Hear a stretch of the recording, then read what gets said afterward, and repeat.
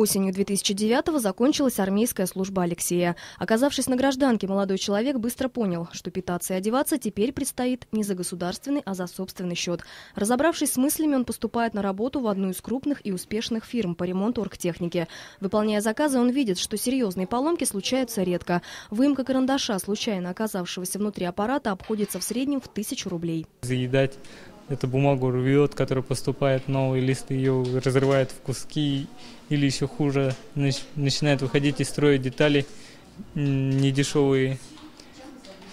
Точнее, так-то детали сами дешевые, работы вот дорого стоят. После новогодних каникул 2010-го Алексей принимает взвешенное решение. Хватит работать по найму. Буду работать на себя. Его приятель как раз занимается разработкой и продвижением сайтов. Сказано, сделано. В сети родилось его золотоносное детище – printerfit.ru.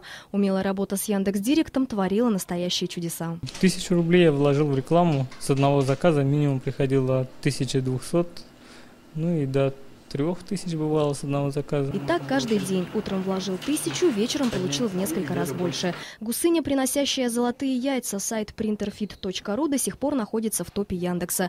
В связи с драматическими событиями, произошедшими в личной жизни, Алексей вынужден был вернуться на малую родину. К сожалению, в Бурятии подобный сервис не востребован. Рынок еще не созрел, говорит Алексей. Ну а пока есть время попробовать свои силы в постижении нового.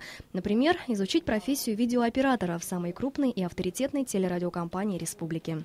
Анна Дергаусова, Бояр Жигмитов, Марика Хабази, Дугар Ушеев. Вести, Бурятия.